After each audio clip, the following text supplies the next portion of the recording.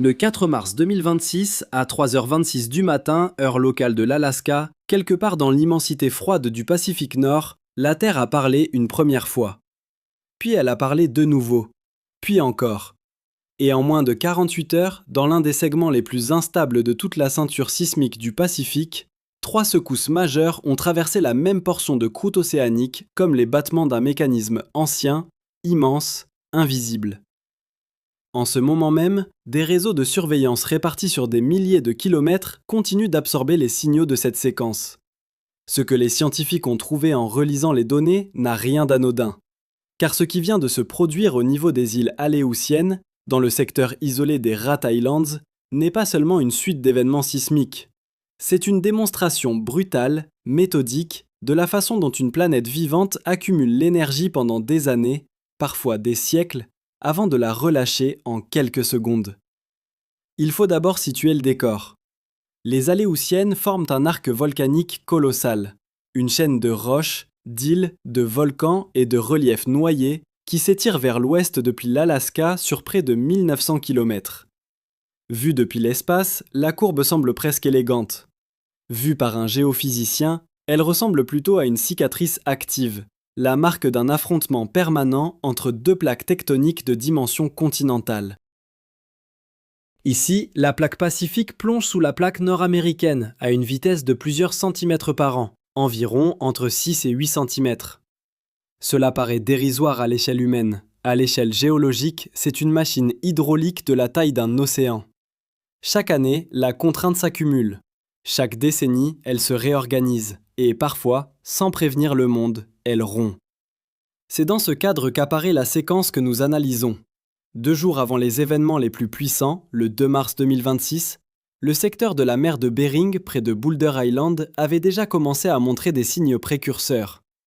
D'abord une secousse modérée de magnitude 4,2, puis, quelques heures plus tard, une autre de magnitude 4,1. Peu profonde, localisée dans la même zone. Pour le grand public, cela ne représentait rien. Aucun titre d'actualité internationale, aucun bandeau d'alerte, aucun mouvement de panique. Mais pour un sismologue habitué à lire les essaims, les enchaînements et les signatures de rupture, ce genre de répétition sur un point aussi précis agit comme un clignotement sur l'écran. Ce n'est pas encore l'événement majeur, c'est la zone qui s'échauffe. C'est une couture qui commence à céder fil par fil. Puis vient le 4 mars, 3h26, magnitude 5,4. Proximité de Boulder Island, profondeur d'environ 10 km. Une rupture peu profonde, donc plus efficace pour transmettre l'énergie vers la surface.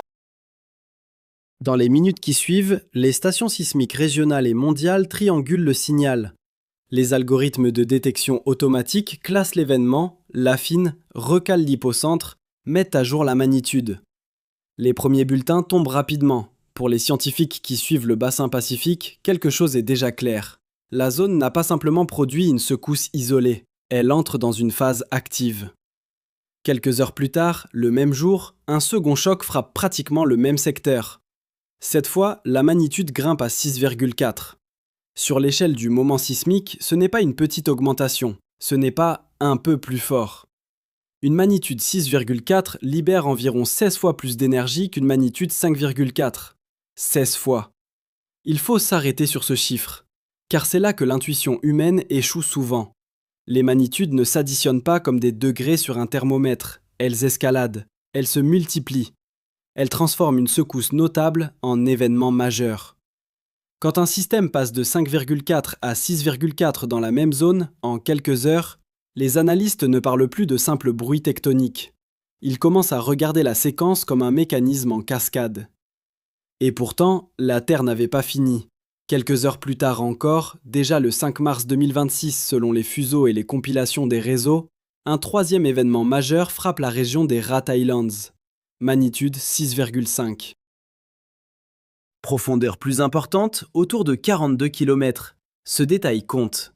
Une rupture plus profonde n'interagit pas avec la surface de la même manière qu'un séisme superficiel. Mais elle révèle autre chose.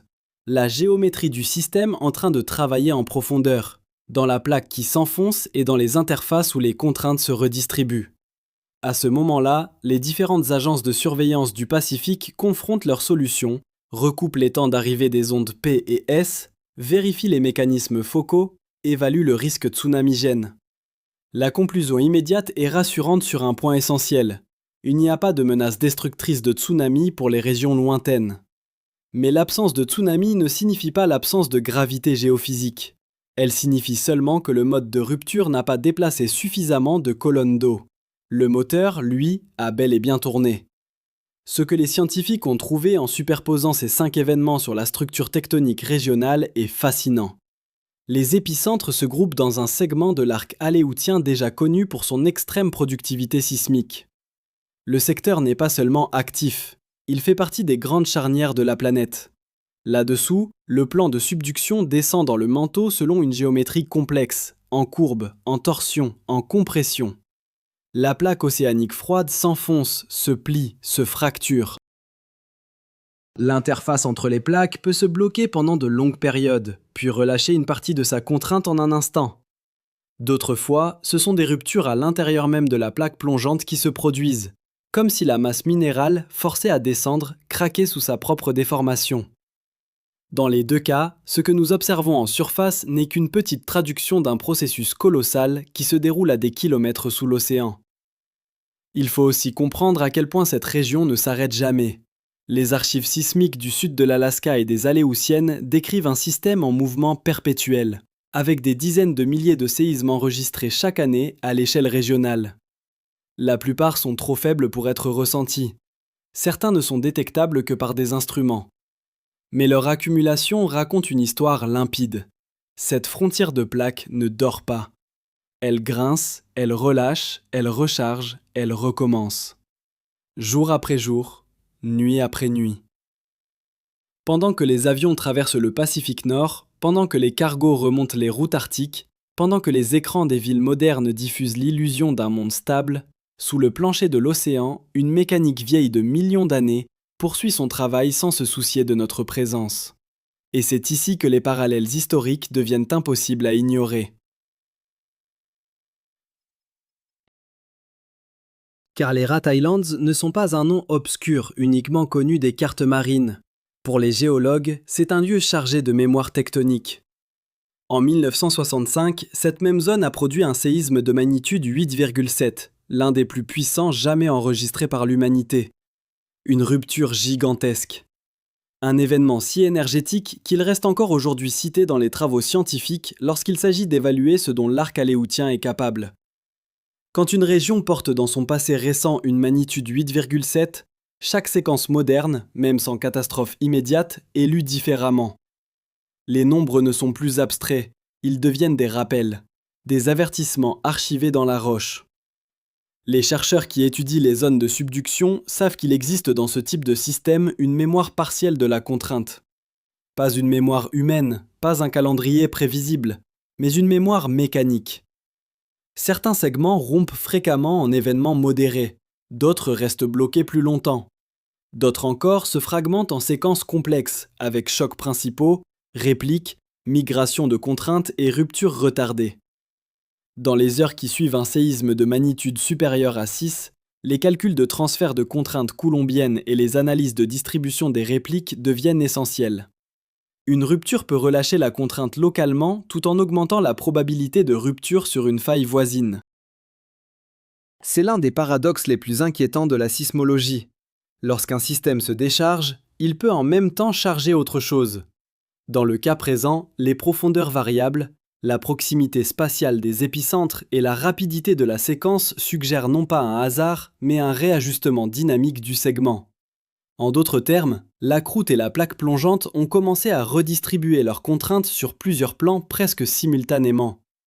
Les réseaux de surveillance ont détecté les événements, les centres d'analyse ont confirmé l'absence de menaces transpacifiques majeures. Mais l'intérêt scientifique ne réside pas seulement dans ce qui a été évité. Il réside dans ce que cette séquence révèle sur l'état d'un des grands moteurs sismiques du globe. Il faut insister sur une réalité essentielle. La remoteness, l'isolement extrême de cette zone, nous protège émotionnellement du sens du phénomène. Parce qu'il n'y a pas de grandes villes dévastées sur les images, parce qu'aucun front de mer asiatique n'a été évacué, parce qu'aucun décompte de victimes n'a occupé les schèmes d'information, Nous pourrions être tentés de considérer ces secousses comme une simple curiosité géologique. Ce serait une erreur.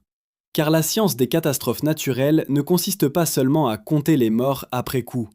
Elle consiste à observer les systèmes lorsqu'ils parlent encore bas, lorsqu'ils donnent des signaux, lorsqu'ils montrent leur structure sans être encore passés à l'échelle de la tragédie. Et cette structure est redoutable. Le long de la fosse des Aléoutiennes, le fond océanique plonge à des profondeurs d'environ 7600 mètres. Une tranchée immense, parallèle à l'arc insulaire, où la lithosphère pacifique s'engage vers l'intérieur de la Terre. Les sédiments y sont raclés, compressés, empilés. Les fluides piégés dans la plaque sont libérés en profondeur. Les roches changent de phase, perdent de l'eau, fragilisent certaines zones, renforcent d'autres. Plus haut, les volcans de l'arc témoignent eux aussi de ce processus. Le magma n'apparaît pas par magie, il est le sous-produit direct de cette subduction. Ainsi, dans une seule architecture géologique se trouvent réunis séisme, volcanisme, déformation crustale et risque tsunamique. C'est une machine à catastrophes naturelles au ralenti, et parfois, brutalement, au galop. Ce que montre la séquence de mars 2026, c'est précisément le battement de cette machine. Un 4,2, un 4,1, puis 5,4, puis 6,4, puis 6,5. Une progression qui, même sans déboucher sur une catastrophe régionale, suffit à attirer l'attention de tous ceux qui connaissent la mémoire de cet arc. Car une frontière de plaques ne se juge pas sur un seul jour, mais sur des décennies d'accumulation, des siècles de cicatrices, des millénaires de répétitions. Ici, nous n'observons pas un accident, nous observons une habitude planétaire. Une habitude si lente que l'espèce humaine oublie qu'elle existe, et si puissante qu'elle peut, en quelques secondes, redessiner le littoral d'un monde. Dans les laboratoires et les centres de surveillance, chaque séquence comme celle-ci enrichit les modèles, affine les cartes de danger, nourrit les catalogues, réévalue les segments. Mais elle pose aussi une question plus dérangeante. Combien de fois, ailleurs, des systèmes comparables sont-ils déjà en train de charger sans bruit ? Combien de lignes de failles sous-marines poursuivent à cet instant un mouvement de quelques centimètres par an qui, sur plusieurs générations, prépare des ruptures capables de dépasser l'imagination collective ? La fragilité de la civilisation moderne n'apparaît jamais aussi clairement que face à ces chiffres froids. Nos ports, nos câbles sous-marins, nos routes de fret, nos réseaux énergétiques, nos villes littorales reposent sur l'idée implicite d'une stabilité relative. La tectonique, elle, n'a signé aucun contrat. Alors, en regardant cette séquence des Rat Islands, il faut tenir ensemble deux vérités. La première, il n'y a pas eu ici, cette semaine-là, de catastrophe humaine massive ni de tsunami transocéanique destructeur. La seconde, nous venons d'assister à un rappel extrêmement net de la puissance intacte d'une zone qui, dans le passé, a déjà produit l'un des plus grands séismes jamais instrumentés. Et lorsqu'une telle zone se réactive par impulsion rapprochée, même dans le vide glacé du Pacifique Nord, les scientifiques ne détournent pas le regard. Ils relisent l'histoire, ils comparent les formes d'ondes, ils vérifient les alignements, les profondeurs, les temps de rupture. Parce qu'ils savent une chose que le grand public oublie souvent, les grandes catastrophes ne commencent presque jamais par le fracas. Elles commencent par des signaux, des chiffres, des points sur une carte, et par un pendule invisible qui recommence à battre. Les parallèles historiques deviennent encore plus lourds lorsqu'on cesse de regarder uniquement les magnitudes et qu'on commence à regarder les conséquences en chaîne.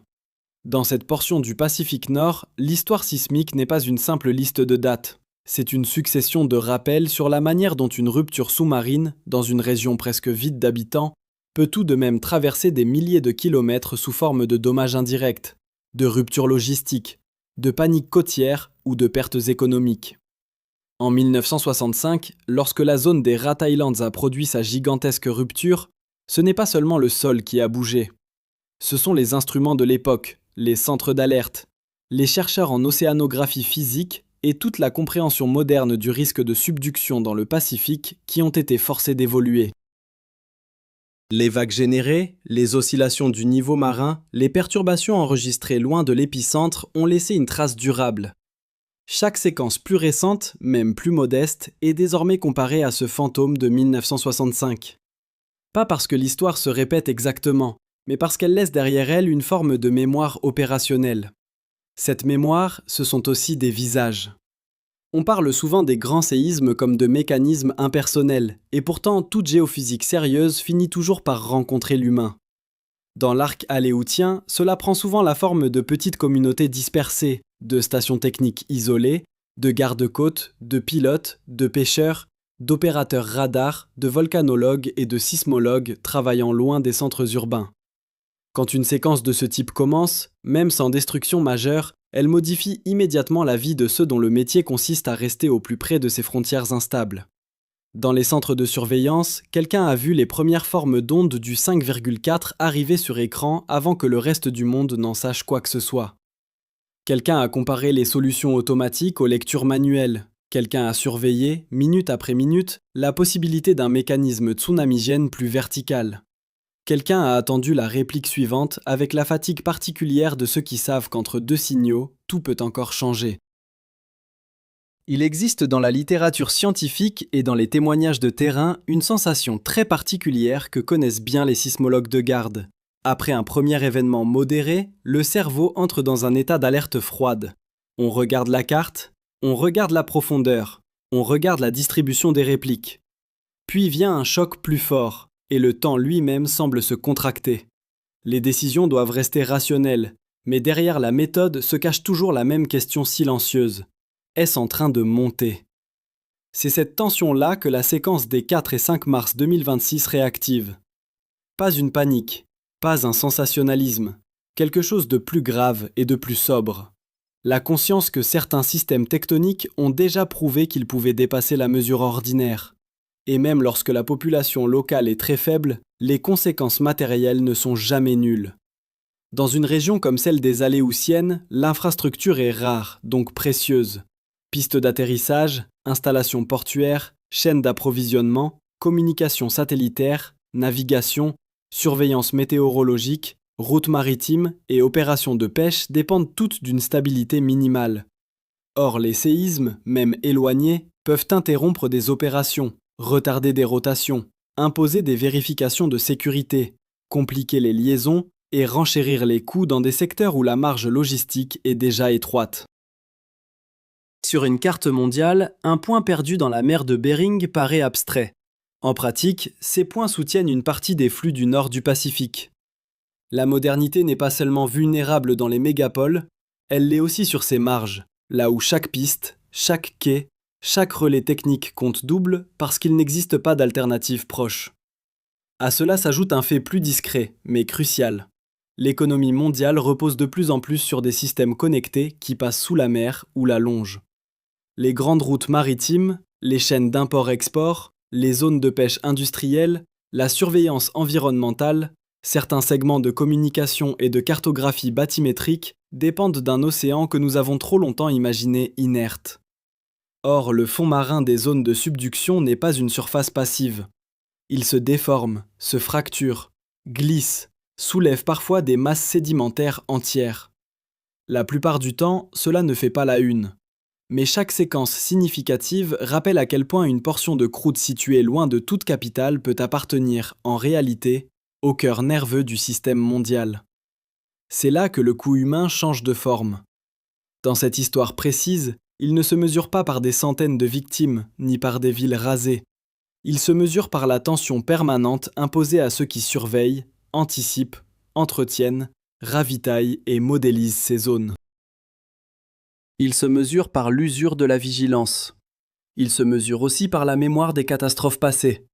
Dans les communautés scientifiques qui travaillent sur l'Alaska et les Aléoutiennes, le grand séisme de 1964, celui de 1965, puis les nombreuses séquences régionales des décennies suivantes ne sont jamais très loin. Ils forment une bibliothèque mentale de scénarios. Chaque nouvel événement vient ouvrir un dossier ancien. On compare, on vérifie si la géométrie ressemble, on examine si la rupture s'inscrit sur un segment déjà identifié comme sensible. Et ce travail, bien qu'invisible, est profondément humain. Il repose sur des personnes qui savent que se tromper par excès ou par défaut peut coûter cher. Alors que signifie, au fond, cette séquence de mars 2026 ? Elle signifie qu'un segment majeur de subduction continue à fonctionner exactement comme un segment majeur de subduction doit fonctionner, en accumulant de la contrainte, en la redistribuant, en la libérant par à-coups, avec parfois des grappes d'événements rapprochés. 3 secousses importantes en moins de 48 heures ne prouvent pas à elles seules qu'un mégaséisme est imminent. Il faut être extrêmement précis sur ce point, car la science sérieuse ne confond jamais activité notable et prédiction absolue. Mais l'inverse serait tout aussi faux. Une telle séquence ne doit jamais être traitée comme un détail insignifiant. Elle constitue un signal clair sur l'état dynamique du segment, sur sa capacité à produire des ruptures multiples et sur la nécessité de conserver une surveillance continue de haute qualité. C'est ici que l'horloge tectonique recommence à se faire entendre. Pas une horloge humaine, pas une échéance de calendrier, mais une accumulation silencieuse. Le problème des zones de subduction, c'est qu'elles peuvent rester relativement calmes en surface tout en se chargeant en profondeur. Elles peuvent produire des séismes modérés sans évacuer toute la contrainte. Elles peuvent transférer la charge vers des segments voisins. Elles peuvent aussi, dans certains cas, évoluer par séquence sans déboucher sur un choc extrême immédiat. L'incertitude fait partie intégrante de la menace. Et cette incertitude est précisément ce qui devrait nous inquiéter. Car une société accepte plus facilement un danger qu'elle croit savoir dater. Ici, rien n'offre ce confort. Seulement des probabilités, des historiques, des modèles et des limites de connaissance. Les risques futurs, dans une région comme les Aléoutiennes, dépassent d'ailleurs la seule question sismique. Là où subduction et volcanisme coexistent, une réorganisation des contraintes peut avoir des effets plus diffus sur l'ensemble du système géodynamique. Il ne s'agit pas de dire qu'un séisme déclenche automatiquement une crise volcanique, ni d'établir des causalités simplistes. Il s'agit de rappeler qu'un arc insulaire actif concentre plusieurs mécanismes dangereux dans un espace réduit. Secousses, glissements sous-marins, instabilité côtière, tsunamis locaux, perturbation des routes aériennes si l'activité volcanique évolue, contraintes sur les infrastructures de surveillance et d'évacuation. Dans une région isolée, le principal ennemi n'est pas seulement la violence de l'événement, c'est aussi la distance. La distance des secours, la distance des pièces de rechange, la distance des équipes, la distance du temps de réponse. Et c'est précisément pour cela que les séquences comme celle-ci doivent être comprises au-delà du simple chiffre final de magnitude. Elles sont des exercices grandeur nature pour les réseaux de détection, les centres d'alerte, les protocoles d'évaluation et les chaînes de communication internationales. Quand une agence publie en quelques minutes l'emplacement, la profondeur et la magnitude d'un séisme, cela peut sembler banal au public. Ce n'est pas banal. C'est le résultat de décennies d'investissements scientifiques, de coopération instrumentale, de maintenance dans des conditions extrêmes et d'amélioration constante des modèles. Le jour où un événement plus grand se produira, tout dépendra de cette précision, de cette vitesse, de cette capacité à séparer l'alarme justifiée du faux signal, l'événement local du danger transocéanique. Le plus inquiétant, au fond, n'est peut-être pas ce qui vient de se produire, mais notre tendance à oublier trop vite. Une séquence surgit dans une région reculée, ne tue personne, ne produit pas de vagues dévastatrices, puis disparaît des écrans. Pourtant, la planète, elle, n'oublie rien. La contrainte restante n'est pas effacée par notre désintérêt. Les plaques continuent leur mouvement, quelques centimètres par an. Encore. Et encore. Comme un pendule qui revient toujours à la même extrémité avant de repartir. Le bruit médiatique s'arrête, le mécanisme géologique, lui, continue. Il y a dans cette histoire un avertissement plus vaste. Nous vivons sur une civilisation techniquement brillante, mais psychologiquement mal préparée à la lenteur des grands systèmes naturels. Nous réagissons aux catastrophes une fois qu'elles ont un visage, une image satellite, une colonne de fumée ou un bilan humain. Nous accordons moins d'attention aux séquences préparatoires, aux signaux dispersés, aux zones lointaines où la Terre révèle pourtant sa logique profonde. Or, comprendre ces lieux, c'est comprendre nos propres vulnérabilités. Car ce qui se produit dans les Rat Islands aujourd'hui appartient à la même physique fondamentale que ce qui menace d'autres marges de subduction beaucoup plus peuplées autour du Pacifique.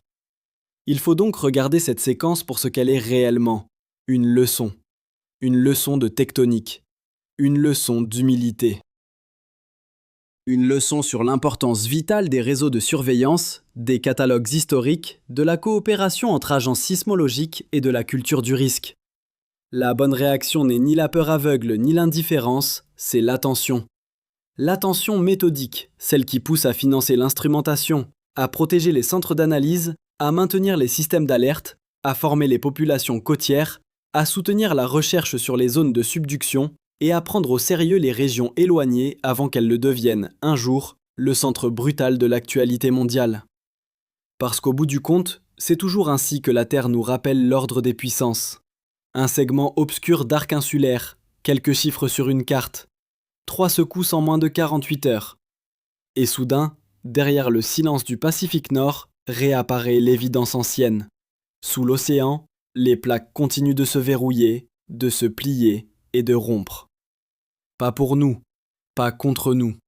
Simplement parce que c'est ainsi que fonctionne cette planète. Et la question n'est jamais de savoir si ce mécanisme existe. La question est de savoir combien de temps encore nous accepterons de ne l'écouter qu'après le fracas. Alors il faut retenir ceci.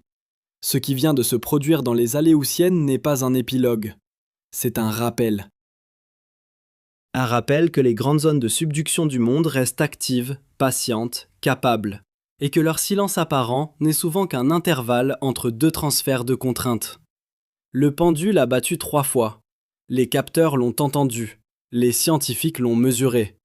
À nous, maintenant, d'avoir l'intelligence de ne pas détourner les yeux.